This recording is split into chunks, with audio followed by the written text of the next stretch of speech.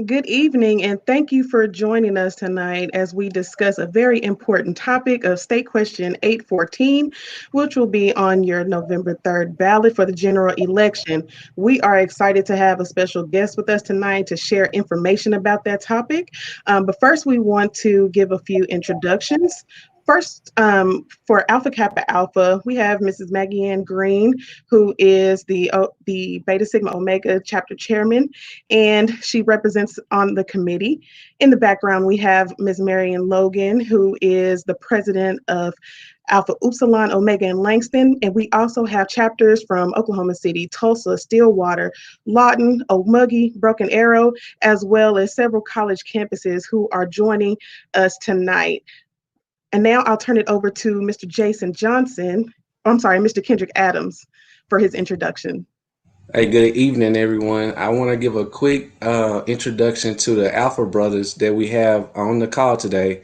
We have starting out our district director for the state of Oklahoma, Mr. Jason Johnson. And second off, we have Mr. Russell LaCour, and he is the current chapter president for Alpha Tau Lambda in Tulsa, Oklahoma. I myself my name is Kendrick Adams, and I am the chapter treasurer for Beta Eta Lambda here in Oklahoma City. Thank you. And I failed to mention that I am the Oklahoma State coordinator for Alpha Kappa Alpha Sorority Incorporated in the Midwestern region. And we are just excited to bring this topic. And I will turn it over now to Mr. Jason Johnson, who will do a greeting and will also introduce one of our moderators for the evening. Hey, thank you. On behalf of the lovely ladies of Beta Sigma Omega chapter of Alpha Kappa Alpha Sorority Incorporated, and on behalf of the men of Beta Eta Lambda chapter of Alpha Phi Alpha Fraternity Incorporated, I want to welcome you all to this seminar this evening. At this time, I would like to introduce my esteemed brother, Russell LaCour, president of Alpha Tau Lambda chapter in Tulsa, Oklahoma. He'll serve as our moderator. Brother LaCour, I turn it over to you. Thank you very much, Brother Johnson. It is an absolute honor to be here with such qualified women of Alpha Kappa Alpha sorority and the good brothers of Alpha Phi Alpha. There's no better place to be among such greatness. We're here tonight, as has been said already, we are here tonight to talk about what is pressing on all of our minds, and that's November 3rd coming up. And we're encouraging everyone who has not already voted to vote. And if we don't get anything through to you tonight, we want you to vote. We know that some of you will be voting absentee, some will be voting early, and some will vote on election day. But whatever you do, follow through and vote. Today, that particular ballot that we will vote on has several different things on it. It has, of course, the presidential general election issues, but it also has senatorial, congressional candidates, as well as candidates in our various areas in the state, and judges are on it, and then a couple of state questions. One state question has gotten a lot of information put out on television is in the form of ads and so forth. But the other one hasn't gotten as much coverage, and that's the one that we're talking about tonight. And that is State Question 814. And so we want to, at this point, I'll throw it back to Ms. Long to talk about our guests, but what we hope to do today is to prepare you to make a decision, a choice when you do go vote, so that you'll know, so that you won't have to be there reading it for the first time when you get there. See if you can go online and get the information for the ballot. Read what it says so you recognize it, and you know if you want to make yourself a cheat sheet. So 814, yes, no, 805. Yes, no, whatever. Check it off, whatever you're going to do before you get there. You can even figure out the judges. Figure it all out before you get there, because there's people behind you that may have to wait hours. So the few minutes that you can save by being prepared is what we would encourage. Sister Long, yes. I'll throw it back to you for the rest. Thank you so much for that opening statement. And yes, I'm going to get straight into introducing our guest tonight. We are so excited to have her with us.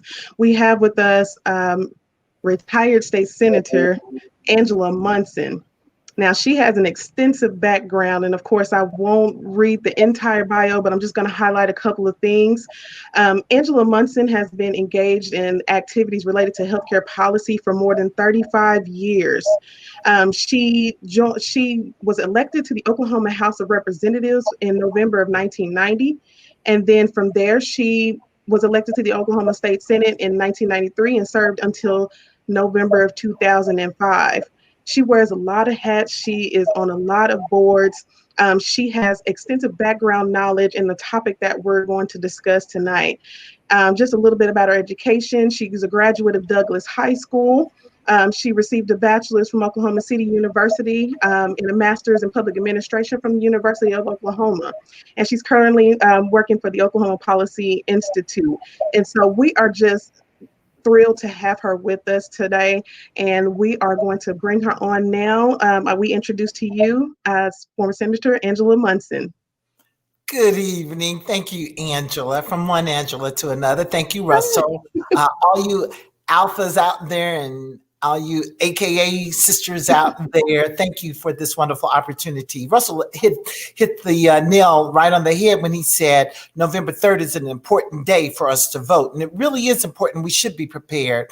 I mentioned to a friend the other day that back in about 2002, I was on a panel with the then Lieutenant Governor of the state of Arizona, who made the comment in this forum, this public forum, that we made it too easy for people to vote in this country, that we should ask people things like, who's your lieutenant governor? Who's your congressional representative? And he went on with this litany of questions before we allow them to vote. And I said to him, well, I guess we should ask folk how many bubbles there are in a bar of soap, or how many grains of sand there are on the beach. And it wasn't my turn to speak, but I couldn't let that go by because we know we've been there before in this country. So anybody who's listening, don't relinquish your right. It is a responsibility as well. Get out there, make a plan. We've heard the commercials on TV. Plan your vote. Be prepared, like Russell said. So tonight's conversation about State Question 814 is really critical because, in my opinion, or in my experience, it was the only thing on my ballot, and I've already voted, that I had to really think 2, 3, 4, 5, 10 times about. I laid it down, came back, took another day, thought about it before I finally made a decision how I wanted to vote. So it is a complicated question for any number of reasons. So we hope that tonight's discussion will answer some questions, give some people some thoughts, some ideas. They may still have to make a hard choice on whether they vote yes or no. I hope there's nothing else difficult on that ballot. Some things are very obvious, if you know what I mean. So we won't even go there. But let's talk about State Question 814. And I'm going to be real quick and brief. So just to remind people who might be viewing, I'm not watching the comment section, but others are. So if you have a question or a comment, make sure you weigh in because that'll help the dialogue go further and be useful, more beneficial to you guys who are listening. Let's talk about tobacco settlement and why even 814 is an issue, or how it even came about.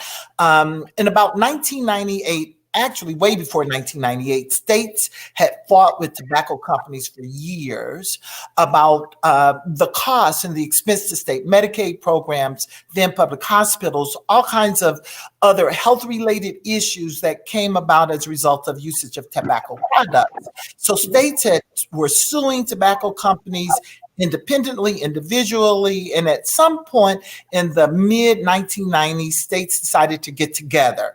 And as a result of a court case that some 40 plus states and the District of Columbia and a couple of, I think Puerto Rico was involved, they actually came together, sued the tobacco companies, then the big four, others were included later, and there was an agreement reached in 1998 called the Master Settlement Agreement.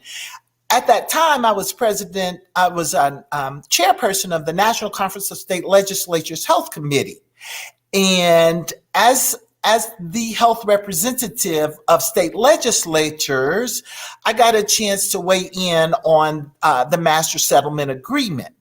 And of course, I was representing the interests of legislators, which of course makes this a little more complicated for me now in terms of my own personal vote. But I got a chance to really sit in and hear the discussions about what the settlement would look like, states' ability, states' authority. So states basically were given the ability to spend the money, receive and spend the money any way they wanted to. That was really significant because there were people who wanted, particularly on the other side, states to use the money the same way in every single state. The state of Oklahoma, unlike most other states, decided that we would be conservative in our approach and we would save most of the money. So the agreement was made in 1998. In the year 2000, there was an actual constitutional amendment placed on the ballot by the state legislature, of which almost 70% of the people in Oklahoma voted in favor of. And it was pretty basic, pretty simple. It says, of the money that we receive from the tobacco companies through the master settlement agreement, 75% of it would go basically into a lockbox, into a savings account. And that the Tobacco Settlement Endowment Trust, TSET, as we know it in Oklahoma, would have access to the earnings of that principal to use on healthcare, pretty much at the beginning, straight smoking cessation programs, but pretty broad. And this quasi-governmental organization was created, the TSET, a trust authority, and they would have the ability to determine how the money would be spent, that 75%. The other 25% would go to the legislature into the general fund to spend however we so desired, with a small portion of it going to the state attorney general's office. Of course, he's the one who represented our interest in the actual settlement, the actual court case and the settlement. So right now into the trust, there's about $56 million a year that goes to TSAT and about $19 million or so that goes to the state legislature. And the Attorney General's office gets about $4 or $5 million. And the numbers vary a bit because it's based on the sale of tobacco. And the money will come to the state forever. As long as there are tobacco companies in the United States selling tobacco products, states will always get money. So people should know that this is not a fund that's going to end in 20 years or whatever. It'll end when tobacco products are no longer sold in this country. So it's been that way since 2000, a little after. And the TSET has been able to amass a corpus of about $1 billion. It's quite a bit of money. And that money will sit there, and then they are empowered to spend the earnings every year to fund a variety of things. So about $1 billion exists right now in the Tobacco Settlement Endowment Trust in Oklahoma. And it's not going to get any smaller. It will get larger. No matter what we do at 814, it's going to grow. So the question is, will it grow at 75%? In terms of the money we receive, or 25%. So let me fast forward. Just park that for a moment. Let's talk about Medicaid, because State Question 814 has a direct association with Medicaid. And many of you know for about 35, 40 years, I've been working my you-know-what off trying to expand Medicaid in Oklahoma. My first engagement in Medicaid expansion in Oklahoma came in about 1986, 1987. I was 2 years old. Not really, of course. So I was thrilled when State Question 802 was passed. And we were able to say, finally, we're going to get Medicaid expansion in Oklahoma, when we refused to expand initially under the Affordable Care Act. We thought we were. The then governor actually said we were. And then, of course, was coerced by some of her supporters to say no. Then we get a new governor who says he's coming up with his own plan to expand Medicaid. And we get a Medicaid 2.0 finally rolled out. And we know a little about that. I won't go into that.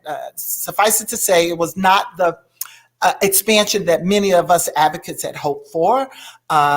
So the whole initiative to pass a Medicaid expansion through the signature process in Oklahoma became alive and well, and we threw all of our energies and support behind that, and the margin was very close. Big metropolitan areas, Oklahoma County, Tulsa County, Comanche County, all voted in favor of. But when you really analyze the numbers in rural Oklahoma, every precinct, every county was virtually tie almost. So it wasn't like this heavily weighted rural against urban, although urban areas really showed up and showed out for that. There was some dissension clearly in rural communities, but we were successful. It passed. So now we have Medicaid expansion in Oklahoma. The question is, how do we pay for it? So then comes 814.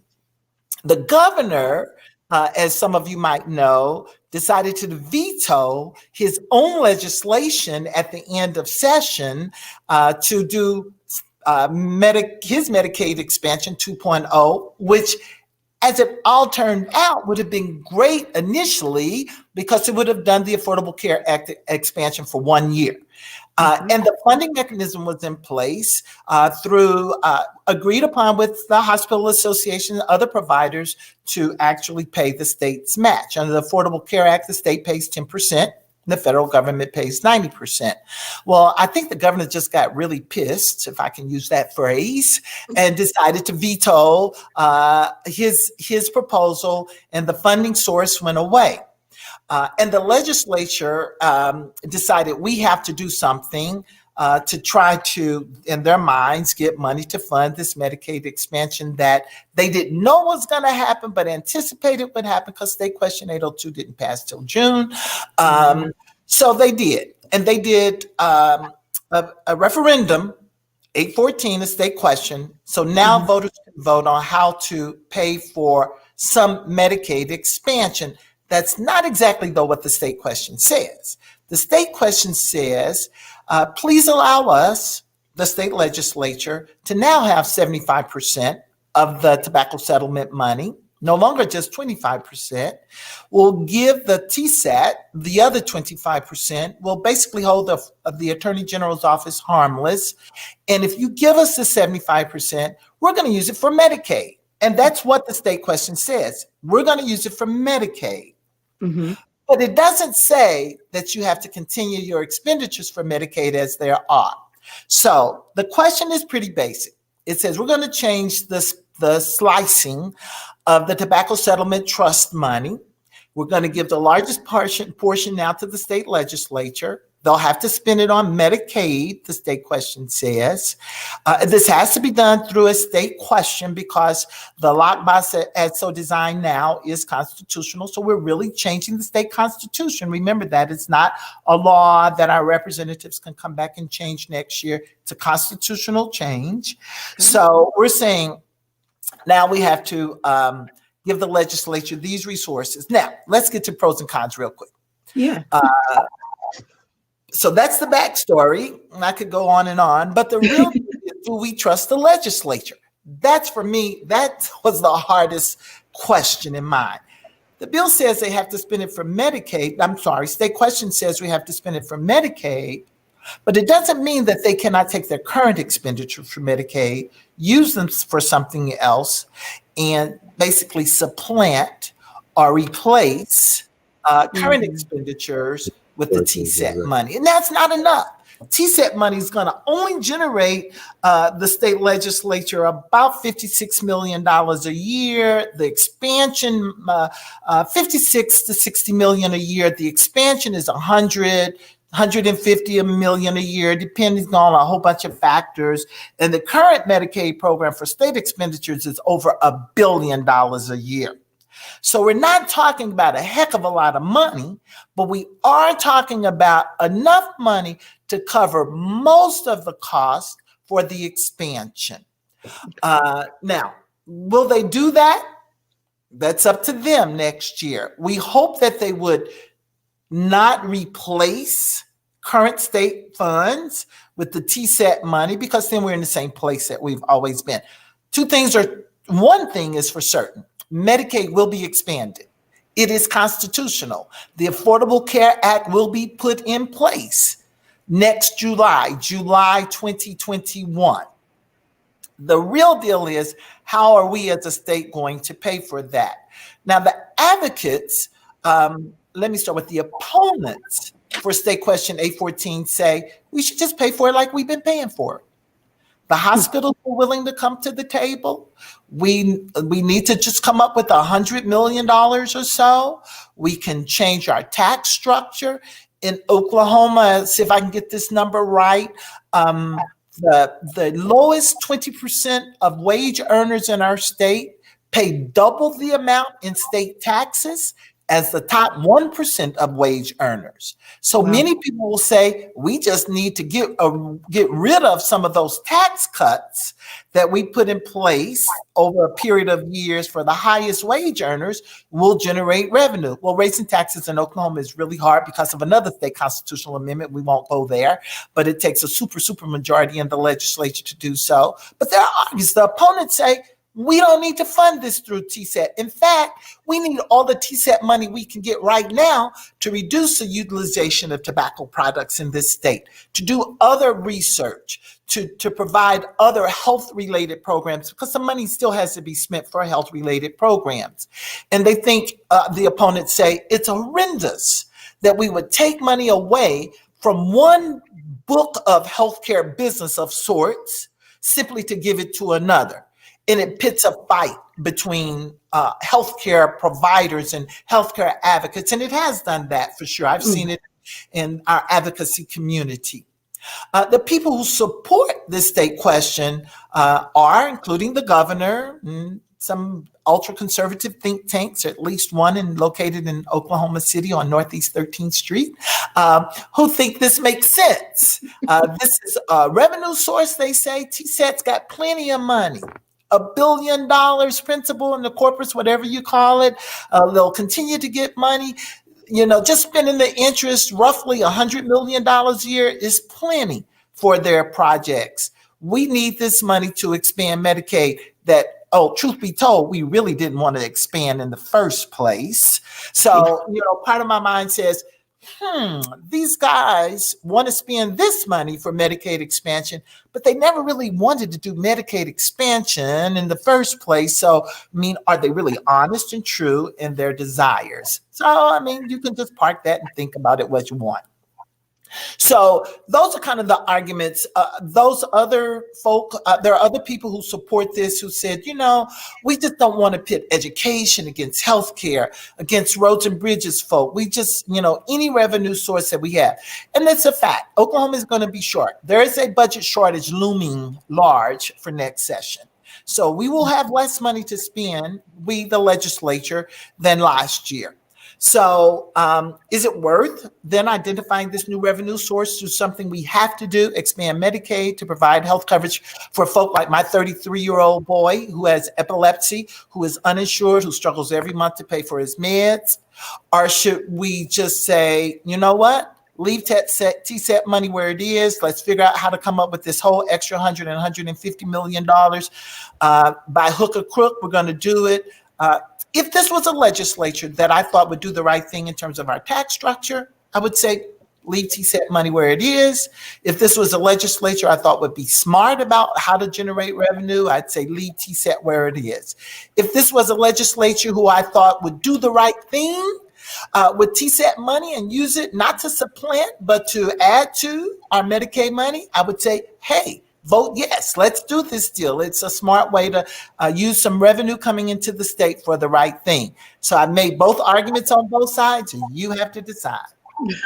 That's the tough part for everybody, I think, because I thought it was an easy question initially. My first thought on a personal level was that it seemed like it was a money grab, and the things that you identified, that they literally would just supplant the money as they've done in colleges and stuff, where, if you get a scholarship, they just take your money. That's right. And use it to make more money available to others. And on the face, that sounds good.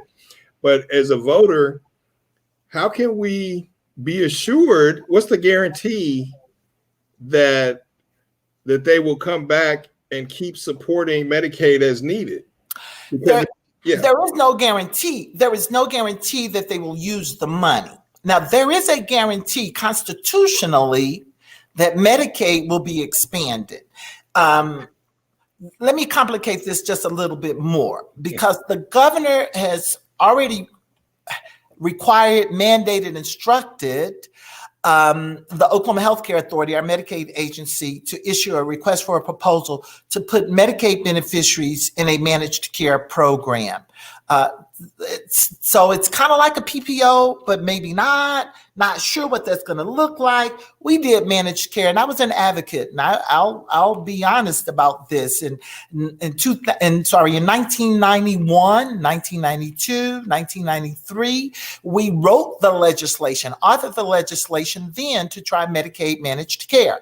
It was a big failure. It was a fiasco. These were for-profit insurance companies that wanted to manage the care of our Medicaid beneficiaries. We had a problem accessing care. We had a problem paying for care. So now here we are again, 2020, the governor proposing to do the same thing. So there is no guarantee that they will continue to use the money correctly, other than for Medicaid, or how they'll shift the money. There is a guarantee, though, that Medicaid will be here, but there's no guarantee what Medicaid will look like either. My only advice is, folk who are listening, you don't have any guarantee. The only power we have is to elect the people to represent our interests. This is a true representative democracy. So maybe we vote 814 in, and maybe 2 years later, the legislature is doing some really stupid stuff. Then 2 years later, we activate and we make sure we remove people who we don't think are doing the things that are in our best interest. But there's no real guarantee. However, let me say this quickly.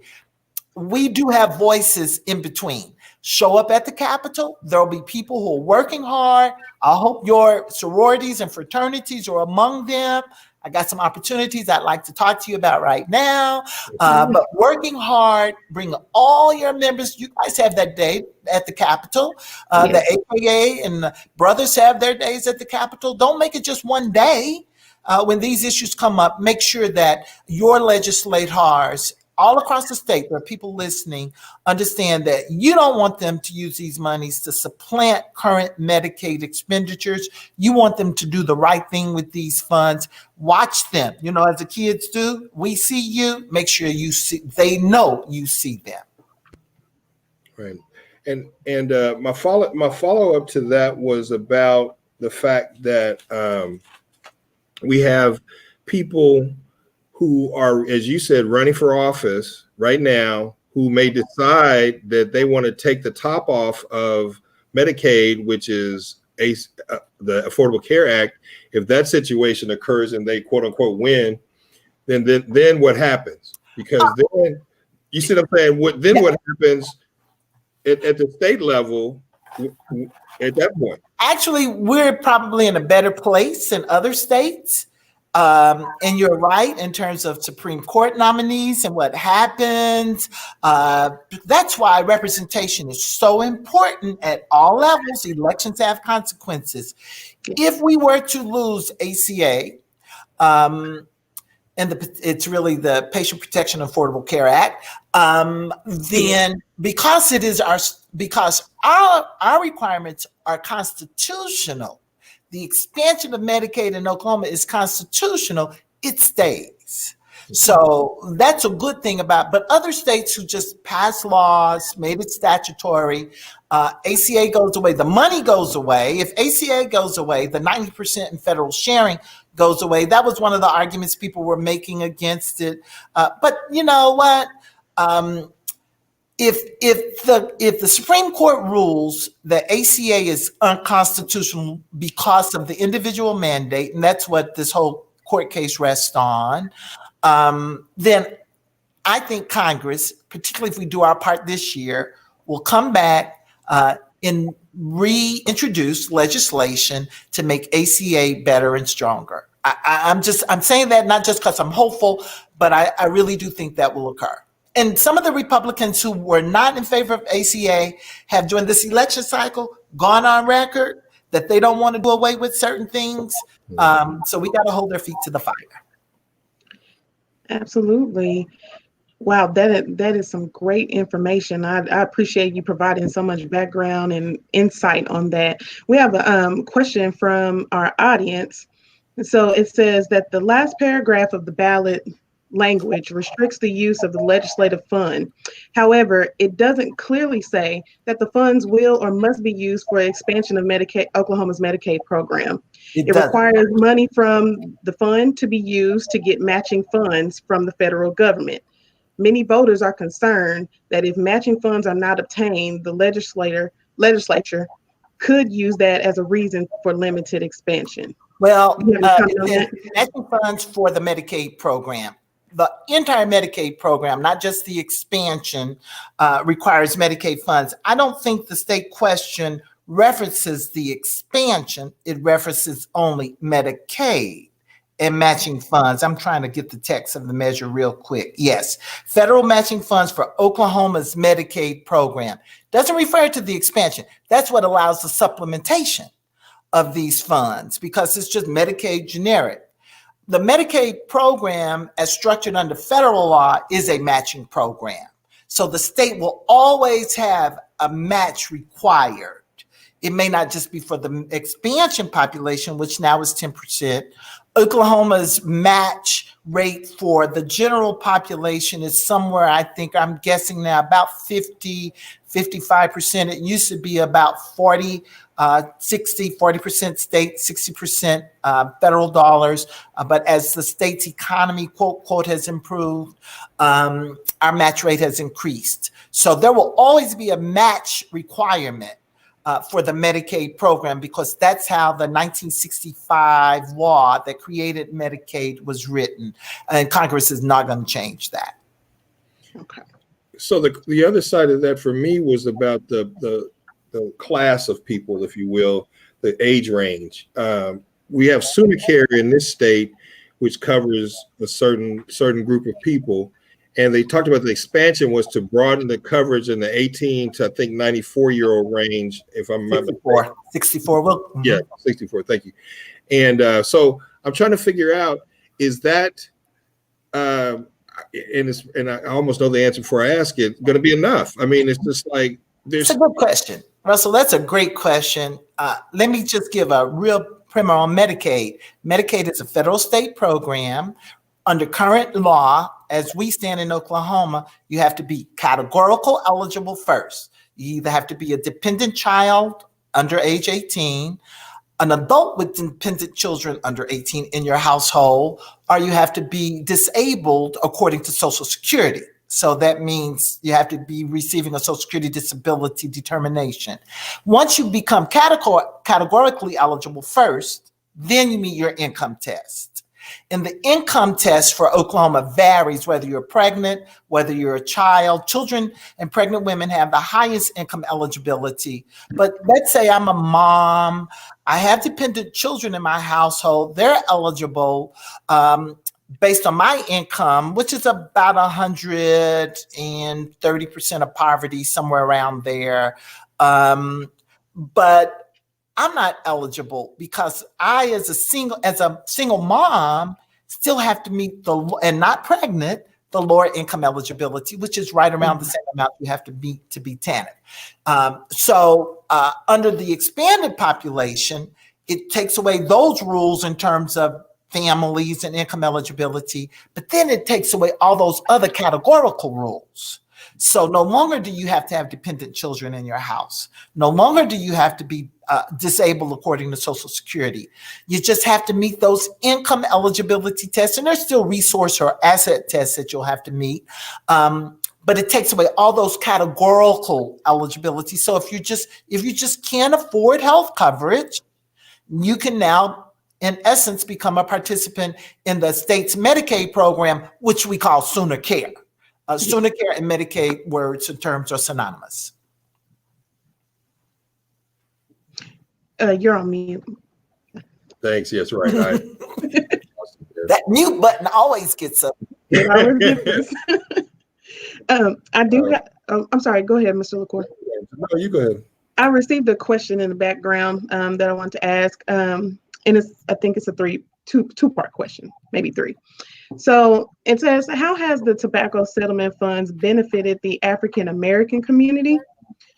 Have they tried to address health equity issues or partner with minority nonprofit organizations to implement programs?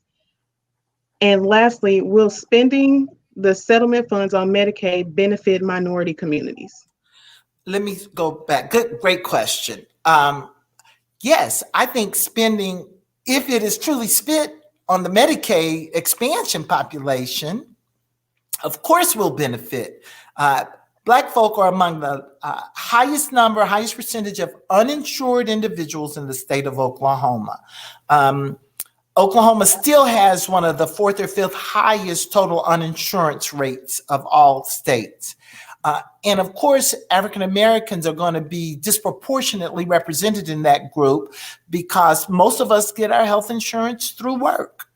And if most of us are, if our rates of unemployment are higher, or the percentage of us who work for jobs or at jobs that don't offer insurance are greater, then our rates of uninsurance will be higher. So when we, because we will have to, because it's constitutional, expand Medicaid in Oklahoma, I think people of color will feel a direct impact. So think about people you know right now who have no insurance, who are over 18 and under 64. And we say under 64 because you're not eligible for Medicare yet, who are poor. They may work, but they don't have enough money to buy insurance. Could be in a family's uninsured. Those are the people. The income eligibility, we say 138% of poverty, which is still not a lot. I mean, I think the number for a family of four, and I'm going to really guess this, so somebody's listening, fact check me, because I'd like to see how close I am. For a family of 3 or 4, it's like about $28,000 a year. Rates of poverty change every year. They reset them every year. So, I mean, that's more than minimum wage. And think about how many people work for minimum wage in Oklahoma. So we're going to, I think, yes, we will directly benefit. Has TSET been of direct benefit to our community? Depends on how you want to say direct. Yes, I think there have been some initiatives about minority health generally that TSET has funded, that has helped support.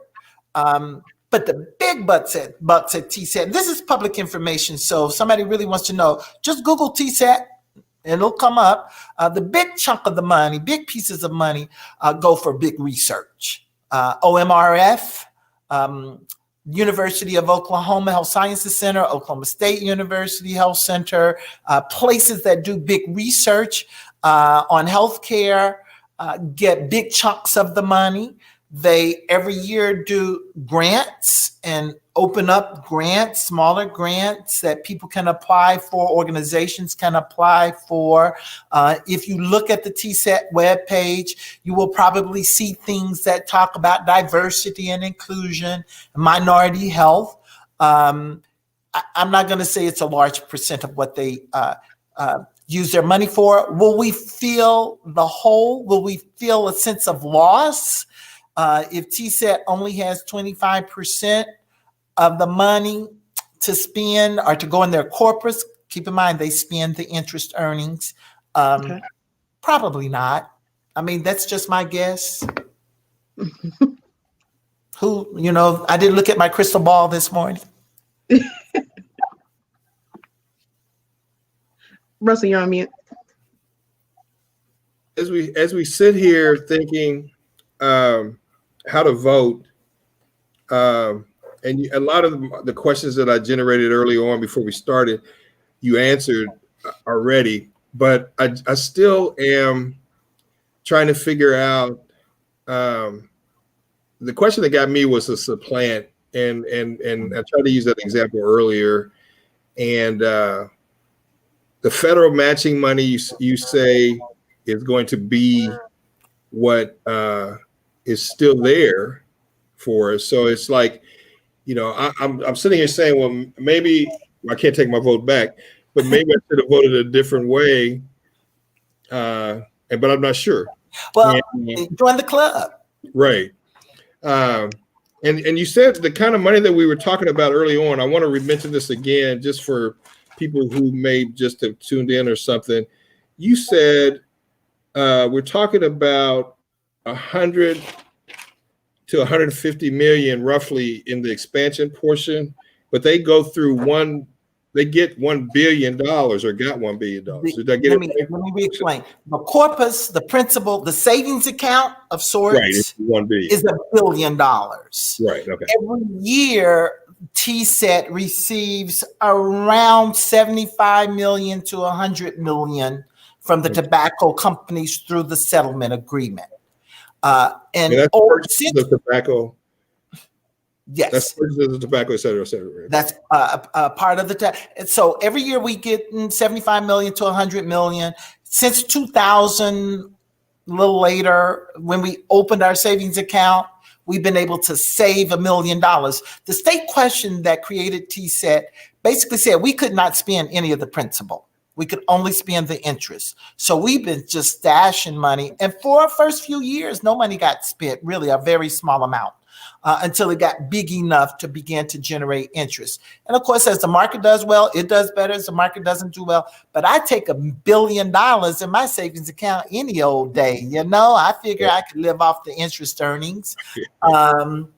So that's kind of how the money shakes out. Now, instead of growing about 50 to 60 million a year in the savings account, with 814, it'll grow about 20 million, 25 million a year will be the growth rate.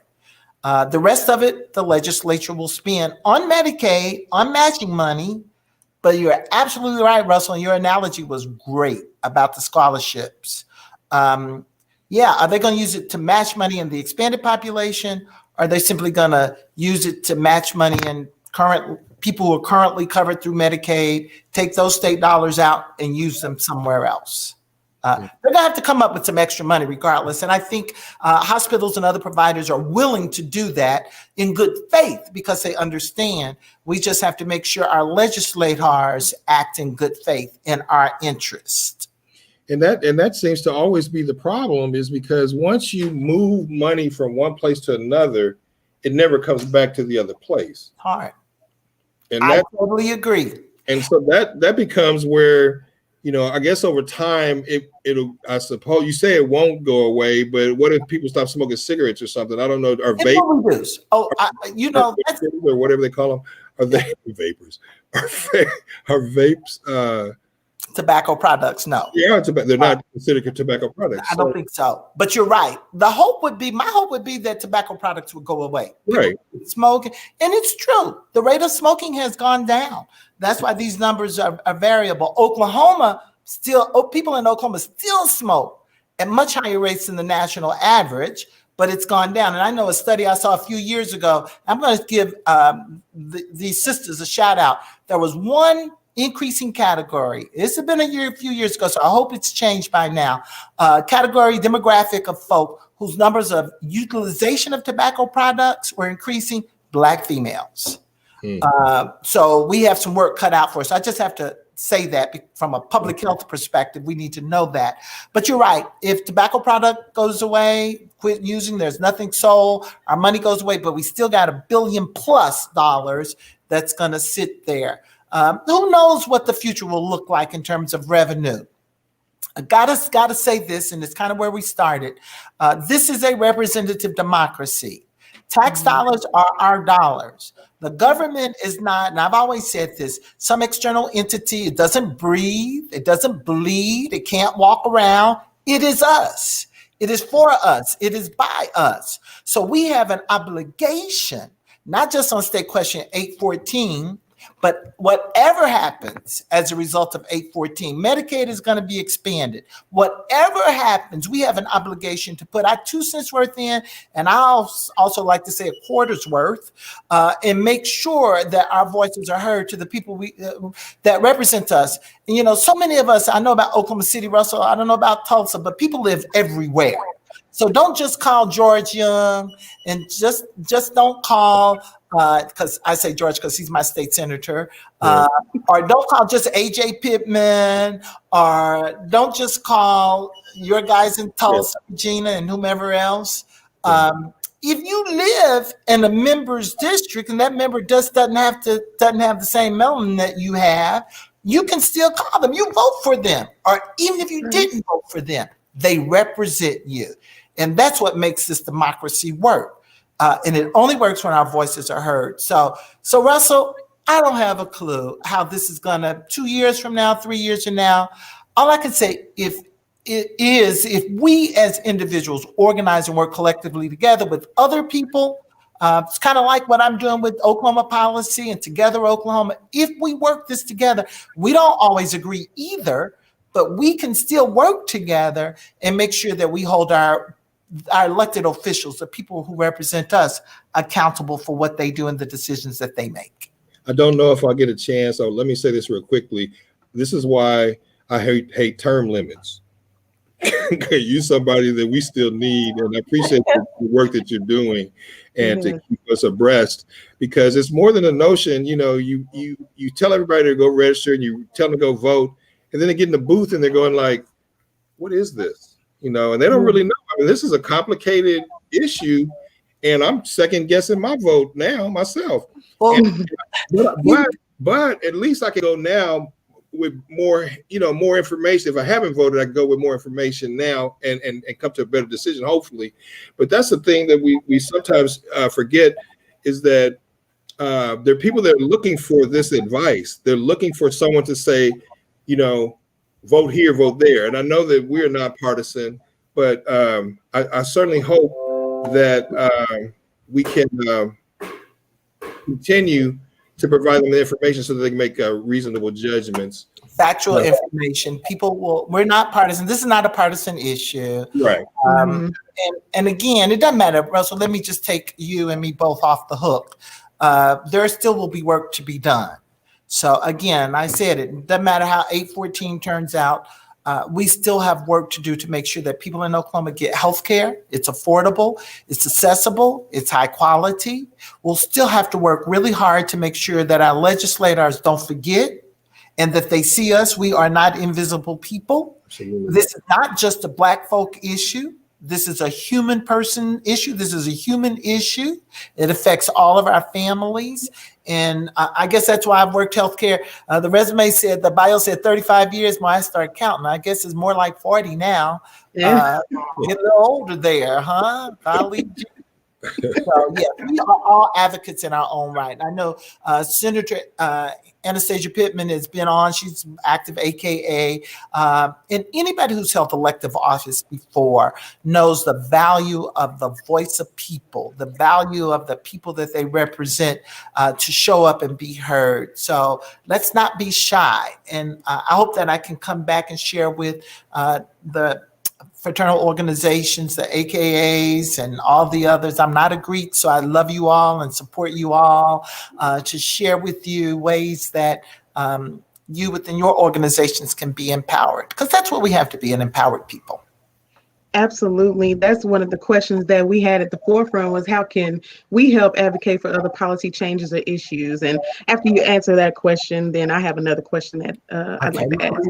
Let me say real quickly, first of all, we have to be informed. We have to know what the issues are. We know what they are, affect our lives, our families' lives, but we have to know what's happening at the state capitol. So if we don't know ourselves, we don't have lobbyists. Most of us don't have lobbyists who represent our organizations. Then I always say, link with someone who does. That's the power of collaboration and cooperation. And there are many organizations out there that actually can share with you what's going on in the Capitol. And most importantly, you can share with them what you think are your issues that need to be advocated for.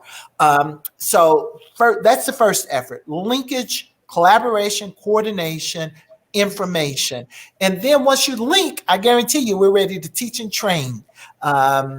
There's a Midwest Academy for Social Change in Illinois that'll teach you how to be an advocate. They'll come right here, but you got some great folk right here in Oklahoma, Tulsa, Oklahoma City, just Lawton, Ardmore, all around the state that will certainly hold your hand and walk you through the processes. It's not just at the state capitol. We're talking about city council levels, school board levels. We never think about the power and the influence and the impact that school boards and city councils have on our lives. So it just doesn't start or stop at the state capitol or in DC, but on every level of government, we can be advocates. Absolutely. Thank you so much for answering that question for us. One more question. It says, we know our vote has power. If TSET's funding is saved, is that a time for us to ask, and I think this is in reference to the minority question that we had previously, but is this a time for us to ask what they do and show, I'm sorry, excuse me. If TSET's funding is saved, is this a time for us to ask that they do and show us more for us? For example, you mentioned the universities, but Langston wasn't included, and their students and programs, for example, public health majors, could be used to improve the infrastructure of health for our communities.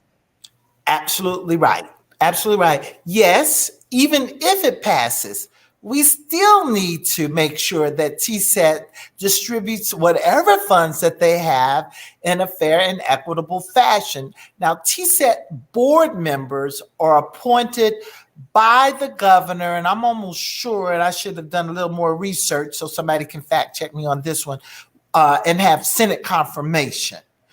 So they are political appointees, and they are not elected. Their scope of work, the parameters within which they work were established in the state question that created them in 2000, and they are very general and very large. So those TSET board members, whom, nobody knows who they are. It's not like the governor, it's not like your state rep or state senator. They're just regular folk are making decisions about how to spend a whole lot of public resources without much accountability. So whether it passes or not, whomever asked the question, we still have an obligation and responsibility to learn more about what they do, to advocate for expenditures in an appropriate way, and to make sure that we get our fair share. If it stays, there's still no guarantee. If it goes, there's no guarantee. It simply really is up to us. There was another part of that question I thought Angela was there. Let's make sure.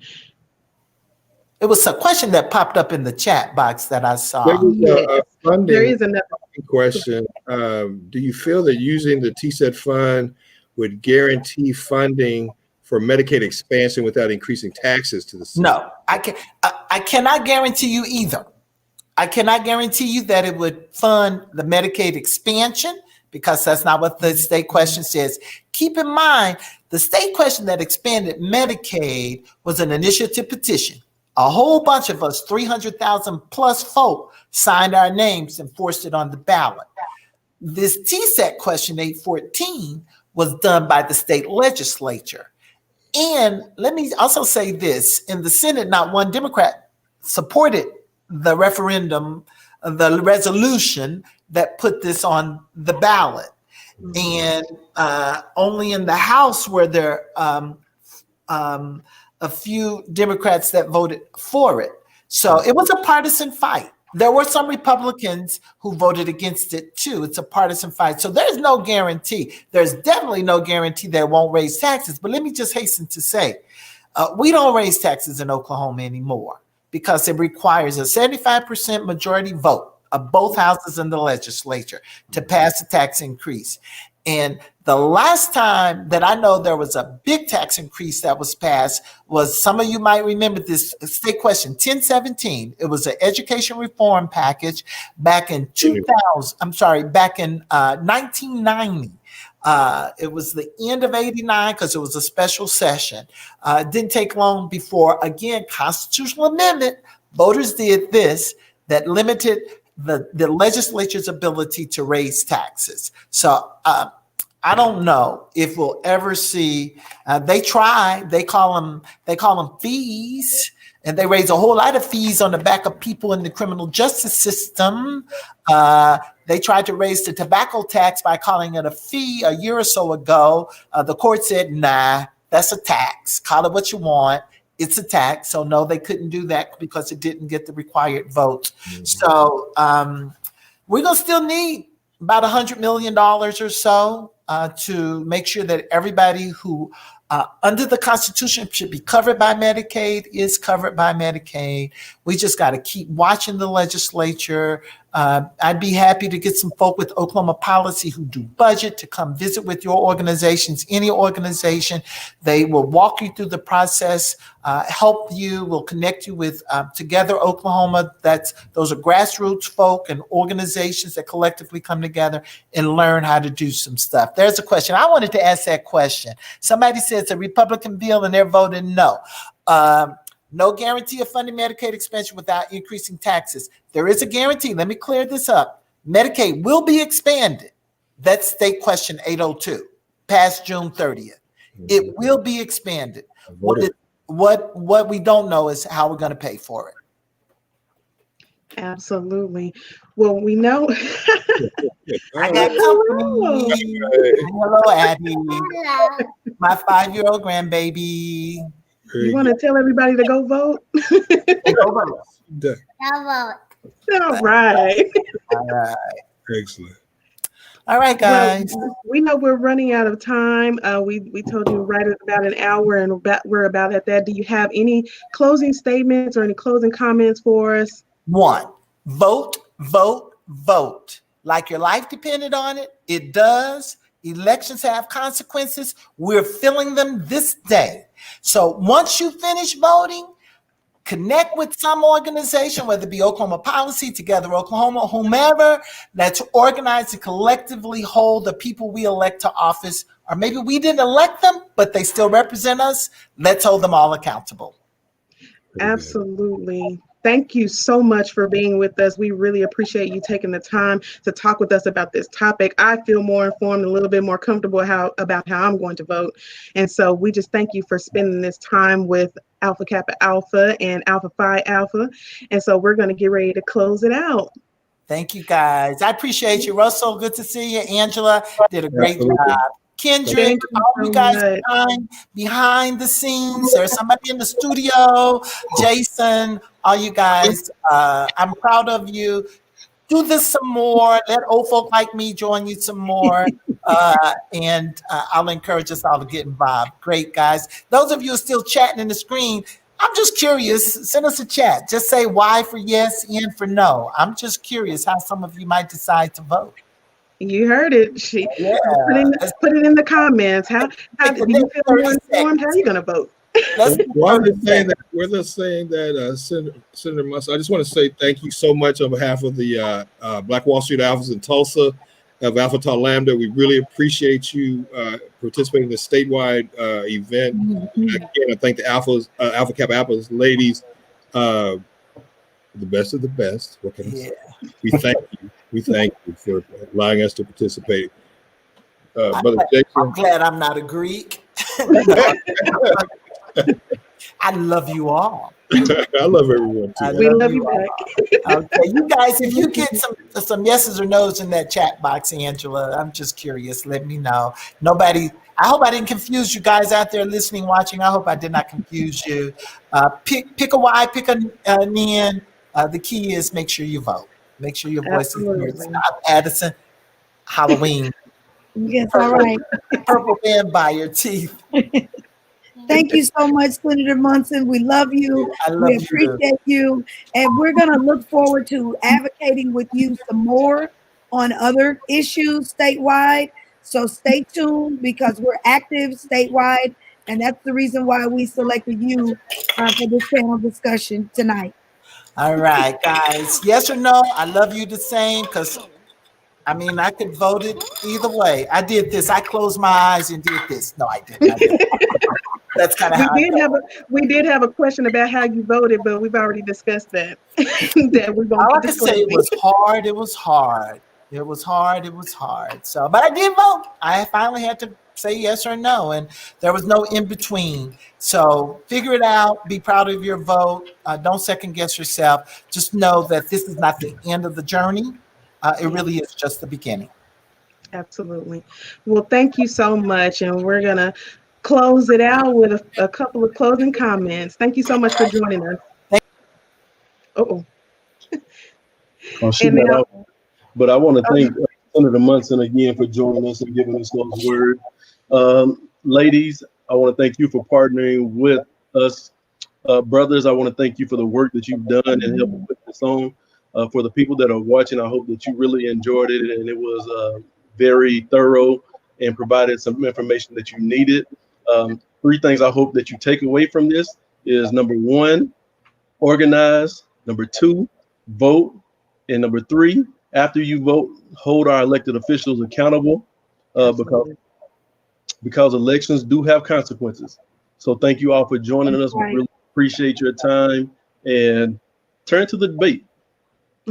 yes, it's about time for the next debate. We just encourage you all, get your ballots, go vote. Alpha Kappa Alpha, you know I'm challenging you. Get out there, get out the vote efforts. Let's get it done November 3rd. So thank you all for joining us and have a good night. Thank you.